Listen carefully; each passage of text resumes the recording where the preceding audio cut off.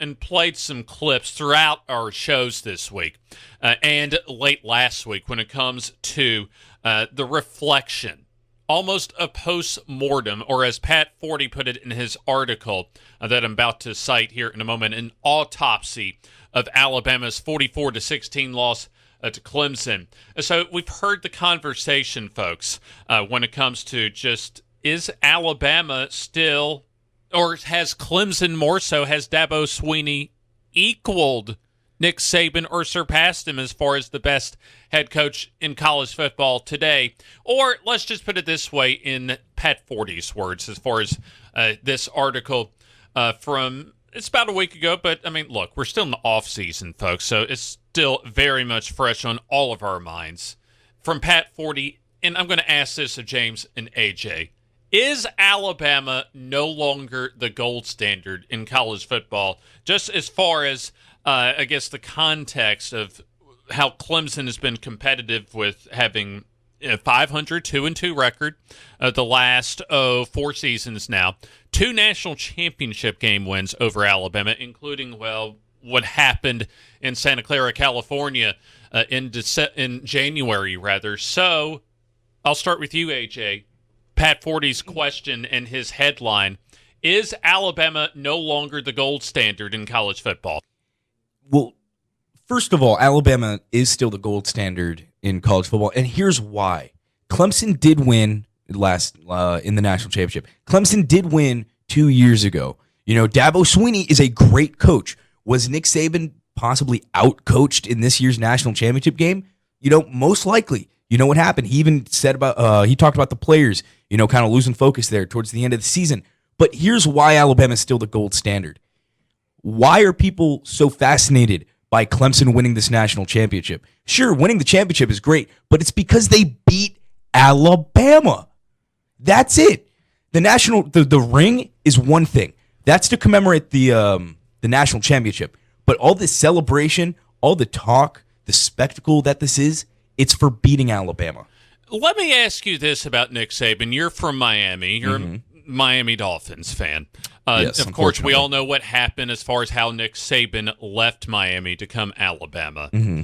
Is there still how much lingering resentment is there as far as South Florida is concerned over Nick Saban leaving the Dolphins? But also the same question, but how much because to me, there's still some lingering resentment in the media, the national media in particular, as far as just what went down with Nick Saban coming to Alabama.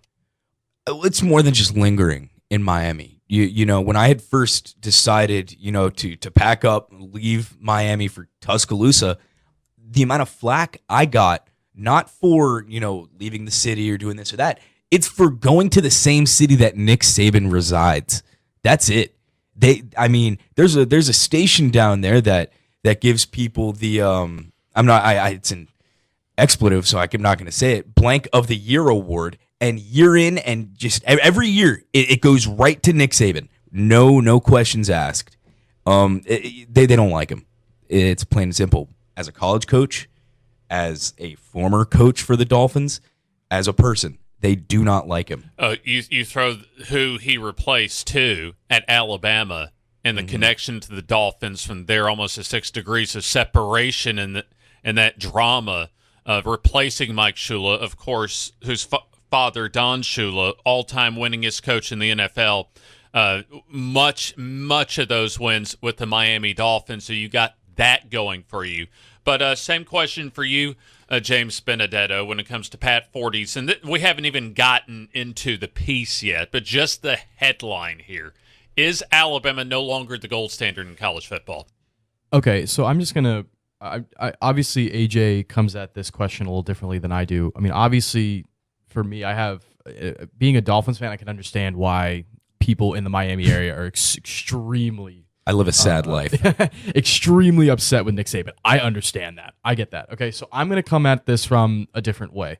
So from what I know, yes, Alabama is still the gold standard, and that will not change unless Alabama drops in recruiting. And that is the simple end of the answer. Period. Put a bow on it.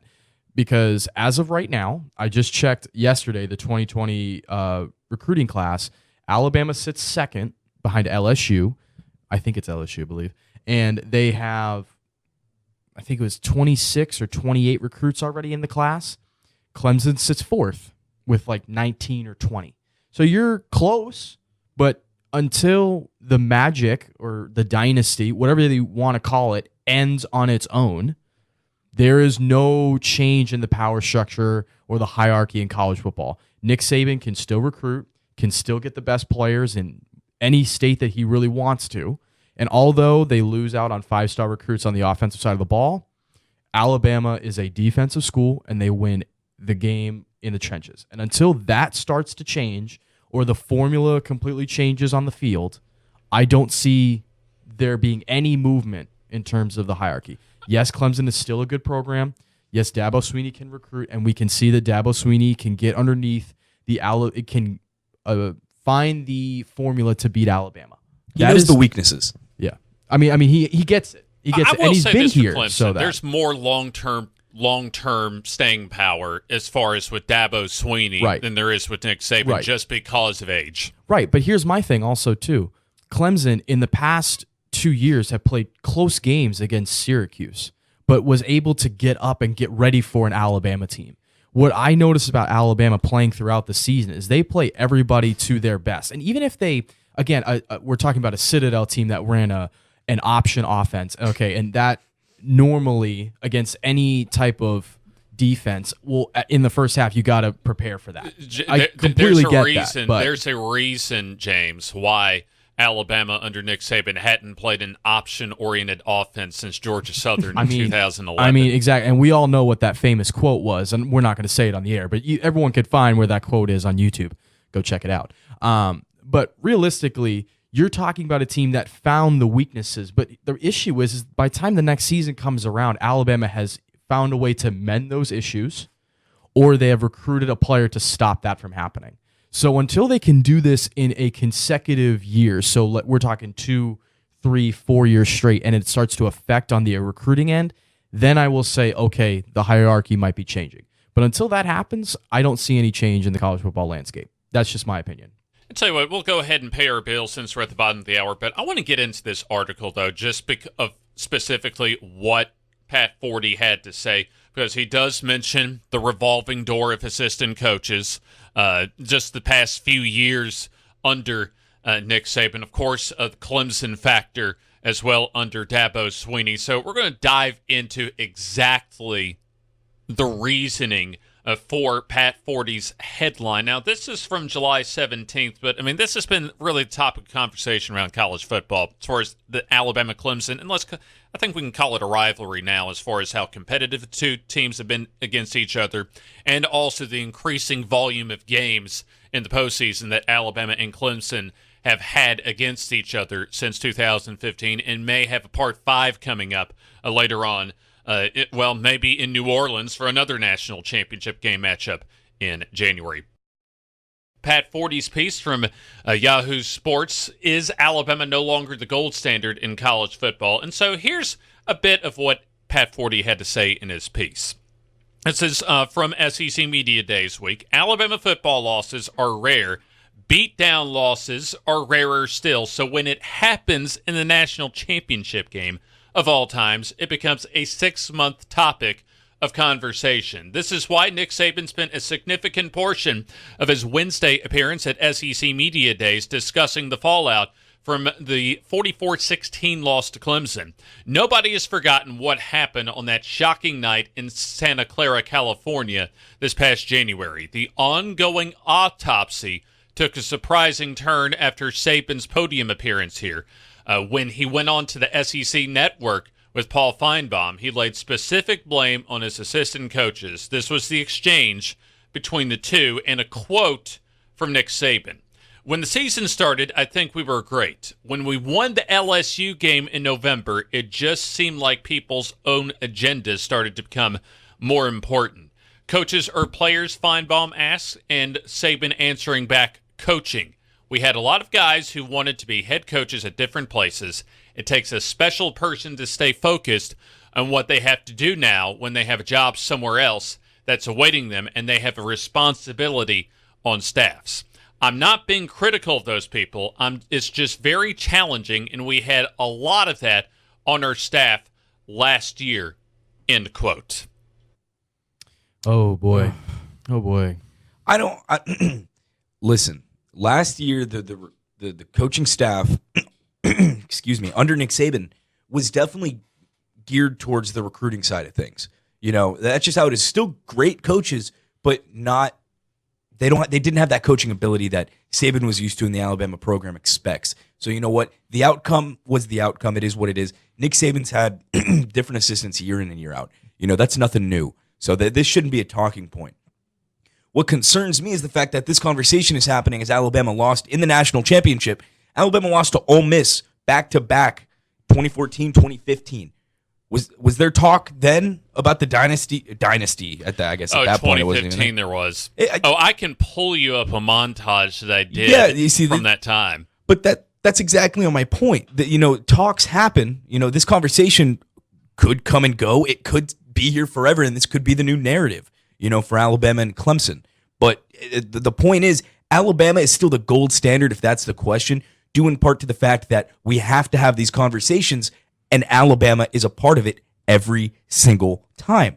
Whether it's Ole Miss and Alabama, whether it's Clemson and Alabama for the Natty, whether it's LSU and Bama for the SEC West, Alabama, Georgia for the SEC title. Every year it's something new, but Alabama's always in it. In fact, before you continue, James, I'm going to let all of y'all in the listening audience, James and AJ, go back to 2015 after the Ole Miss loss. I put together during that season a montage as far as Alabama's dynasty being over after the Ole Miss loss in Tuscaloosa. So you're going to hear from like Clay Travis, Colin Cowherd, Barrett Sallee, and a few others as far as the dynasty being over. The dynasty is dead. It's about 30 seconds in length. Alabama's dynasty is dead. We were talking about how long is this dynasty going to last? Well, 2 years and two different national champions later, we're wondering, did the dynasty end? The dynasty ended when Chris Davis went 109 yards on the last day of November in 2013. I asked you this because a lot of people are starting to talk about it. Is it the beginning of the end of the Alabama dynasty? I always thought it was a boring dynasty. I loved USC. Alabama's dynasty? I like Texas. It's a bit boring. It's kind of boring. But I sincerely believe this. It's over. What do you think, AJ? What's that Nick Saban quote? This isn't the end. It's just the beginning. What else? When Chris Davis ran, what was it, 109 yards? I don't know who said that, but when that was said, I almost got up out of my seat and just started rolling on the floor because, whew. I mean, speechless is kind of my first talking point. And again, Colin Cowherd made a point about USC, and then he threw Texas in there. Texas won one national championship. I mean, no offense. I'm a huge Longhorns guy, like UT. You're a Longhorns guy? Yeah, I have family that lives in Houston. Huge hook'em. I'm learning something about you today. I feel like the phone lines might light up just big deal. Hate about Tom, I might need some help from you today. But I will say they won one national championship in a very good game against USC that dethroned that Pac-12 dynasty. And I don't think the Pac-12 has per se recovered very well from that. So let's just keep that where that is in that little corner. But when we talk about Nick Saban, Alabama, and the revolving door of assistant coaches, we talk about this, it feels like every year, every offseason, there's a new assistant coach that wants to leave. Someone new is coming in. Everybody has questions. Everyone thinks the dynasty's over. There's just a couple things I want to point to. All right, one was when Saban addressed the writers and talked about what the goal of this year was.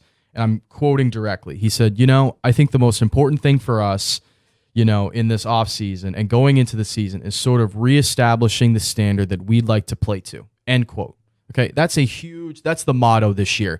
Basically, it's saying, hey, this is a revenge tour. We're going to show everybody who we are, and we're going to prove everybody wrong. And if we learned anything about this dynasty, all they need is a little bit of bulletin board material, and the team just reacts the right way, and they literally go on a tear. And I think they got it. That bulletin board material. All this, the number being number 2 in the preseason poll, having this rough on the road schedule, I think Nick Saban has his bulletin board filled already, and we're still 40-something days away from kickoff. That's not even close. Oh yeah, well we're under the 40-day mark for 38 days now for kickoff for Alabama football. But let's get back into this further into the Pat Forde article as far as is Alabama no longer the gold standard in college football? So keep in mind, and Pat Forde does point this out further down, for a decade, the roster and staff churn, the turnover at Alabama, has always been survivable. Players flocked to the NFL draft, coaches came and went, and the dynasty rolled on. Being impervious to that turnover is probably the single most impressive part of the Saban era. But there was grumbling during and after the 2018 season that Saban had constructed a staff that was long on recruiting ability, but shorter than usual on actual coaching.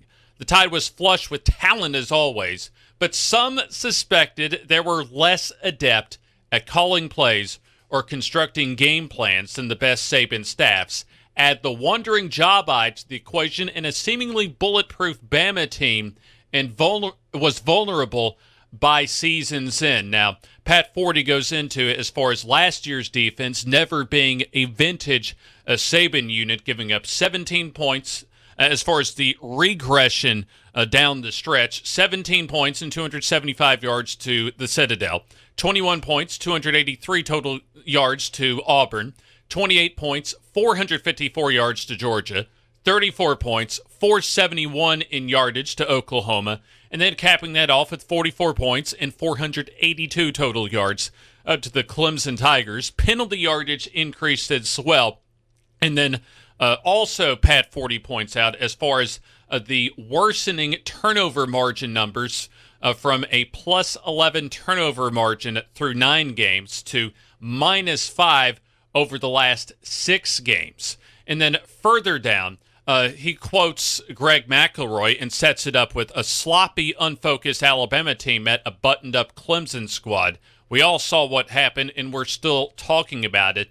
And from ESPN analyst and former Alabama QB Greg McElroy, quote, spending time around the facility, it felt like a team that was so incredibly special, but as you dug a little deeper, you'd say, maybe they could do that a little better, or there's one area that isn't quite operating at the same level. You always trusted they could get there. And then for Clemson to come out and be the better team, to be superior in so many ways, was eye-opening for a lot of people. That was the first time in a really long time I could say they just got beat by better personnel. I would imagine for them, they have now recognized that they can't just show up and assume they're the best team on the field. That's humbling, but it creates a certain level of hunger, end quote. Let me just point to something that was said at SEC Media Days. And I think towards the end there you mentioned it was a learning. Alabama learned that they can't just show up anymore. You know, Clemson showed up to play Alabama, a.k.a. the gold standard. You know, Alabama showed up, and as much as I hate to say it, they showed up thinking they had it in the bag. You know, even though Clemson has a history of, you know, challenging Alabama, they still showed up with that attitude that, you know, we don't have to go 100% to beat Clemson here. But, you know, James here at SEC Media Days he tweeted out a quote from Tua about how much of a learning experience this was, in that what did he say? He was glad that they lost, or he wasn't glad that they lost, obviously, but he said losing was a good thing as far as that game. Okay. Yeah. You know, I think that's perfect. You know, that's exactly what Tua needed to say. I know your tweet got a lot of hate because people are like, oh, Tua wants to lose. No, Tua doesn't want to lose. Obviously, he wanted to win, and if he could go back in time, I'm sure he would change the outcome of the game to a win. But that's not what he's saying. What he's saying here is almost what Forde is alluding to, and that this loss woke them up. You know, I don't know if it woke Saban up. I feel like Saban's pretty stuck in his ways, and I don't think he really needs to change all that much. But as far as the team and the program as a whole goes, and even fans, I know it humbled Alabama fans a decent amount, especially with a blowout win. But a loss like this teaches Tua. It teaches the wide receivers, probably the best wide receiving core in the nation. You know, it teaches the secondary, not just players that are returning for this year, but incoming players. You know, so James. Yeah, it reestablished again, and I'm just going to use what Nick Saban said: reestablishing the standard, and that's what this loss does. And I think that if you remember, we got to remember that just the pure factor of motivation between these two teams. Remember, Clemson lost the year prior to last season in a blowout type loss in a playoff game. Now, again, it was the semifinal, wasn't the national championship, lot. But Alabama came out on that revenge tour idea and just blew through Clemson like they were nothing and didn't even deserve to be there. Let's just remember that happened first. Second, with that being said, Clemson took that and learned about that throughout the entire season, and that was what the goal was. Let's return to play Alabama. If you asked anybody on that staff that season or any player, the thought process, and they would admit it post the year, would be, okay, we just wanted to come back and beat Alabama. And they got their chance to do that, and they did it. Let's give them credit what they deserve. Okay, But Alabama is now making those changes. And I wrote an article on the Crimson White Sports about Steve Sarkisian coming in and trying to add another element to this offense for Alabama. Helping Tua go through his full progressions. I had something here, a stat, when Sarkisian was at the Falcons for his 2 seasons. I said that the Falcons were efficient at moving the ball as a team, ranked top 10 in the NFL, and these are a long list of stats, so bear with me. Total yards, first down drives, and drives ending in an offensive score, finishing both seasons over 40%. And Matt Ryan ranked 9th among starters in the NFL with a 62.3% completion rate in the red zone. And if there was one issue with this Alabama offense, it was scoring inside the 20, inside the red zone. They could throw the big play all day long, but they couldn't do it when the field was collapsed and the defense knew exactly what plays they were going to try to run, and they couldn't get it done there. Also, Matt Ryan had maybe his second best career year in terms of production. He amassed over 4,900 passing yards, almost 5,000 yards in passing, which is a feat nowadays, and 35 touchdowns, and it was the second time in his career. The second time, and again, we're talking about a perennial, again, everyone can argue with me, but someone that is going to be in the conversation for the Hall of Fame, a perennial Pro Bowler, and he is having the second best season he's ever had under this new offensive coordinator. And the Falcons were very good at being efficient with the ball. Turnovers went down, which is another huge key. I think they were first or second in turnovers. So we're talking about a guy that's coming in to help this offense become more productive. So that's what we have to remember that when we're talking about this conversation. We're closing in on the end of the first hour of today's edition of Inside the Locker Room, but we're going to wrap up this Pat Forde piece as far as is Alabama no longer the gold standard of college football? And Dylan Moses answers that question in this article as far as just what led to the game itself as far as the loss to Clemson, but what does he see as far as the Clemson Tigers being the new gold standard in college football? We'll let you find out to close out the first hour after this. James Hardy, James Benedetto, AJ Spurr with you this Hump Day edition of Inside the Locker Room. Getting back to Pat Forde's piece, is Alabama no longer the gold standard? And Dylan Moses had something to say, Alabama's junior linebacker, and what could be an important piece leadership-wise for Alabama football in 2019. As far as what Pat Forde quoted Dylan Moses as saying, as far as buying any premise that the Tigers, or the Clemson Tigers, that is, are the new gold standard in the sport. Quote, honestly, I really do think Clemson is a great program, but there will never be another Alabama. And as for the game itself from Dylan Moses, it was more preparation. I wouldn't say they were a better team, end quote.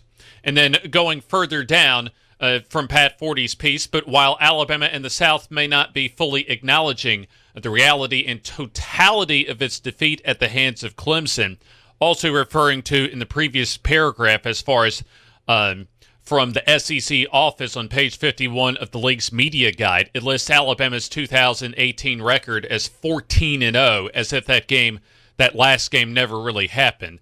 But while Alabama and the South may not be fully acknowledging the reality and totality of the defeat at the hands of Clemson, there's a clear realization that some intangibles need to improve from last year to this year. Quote from Nick Saban, the key to our success is, can we internally reestablish the standard of what we need to do to be the best team that we can be?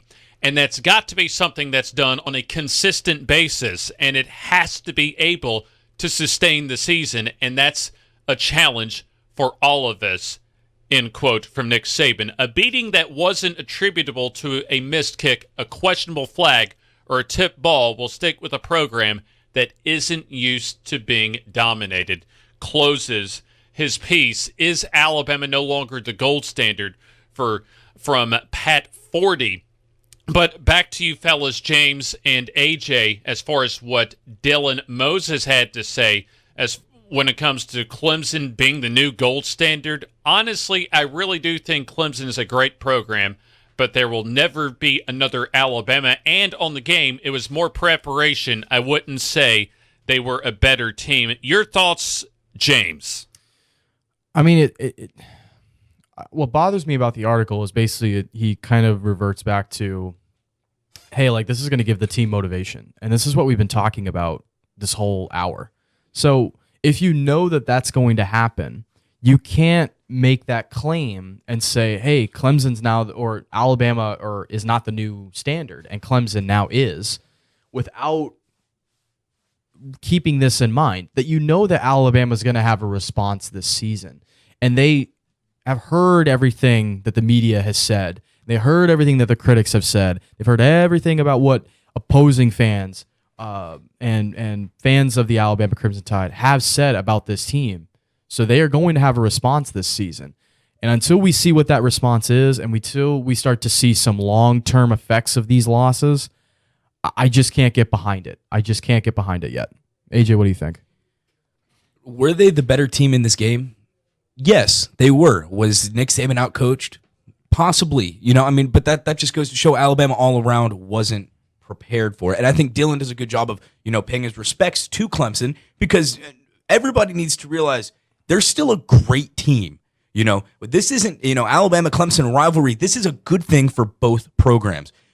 Going back to what James said about bulletin board material, I feel like that's something that needs to be made, that needs to be a headline. Alabama has more bulletin board material. I'm not good at headlines. I don't write all too much. But, that's something that Alabama needs. That loss, like Tua said, was a learning experience. And I think it's all around. Obviously, Tua would go back and change the outcome, but that loss was something Alabama needed, and it's just going to further the competition in college football. And talking about the gold standard, the only thing gold about Clemson in 2019 is going to be Trevor Lawrence's hair. So, putting that out there.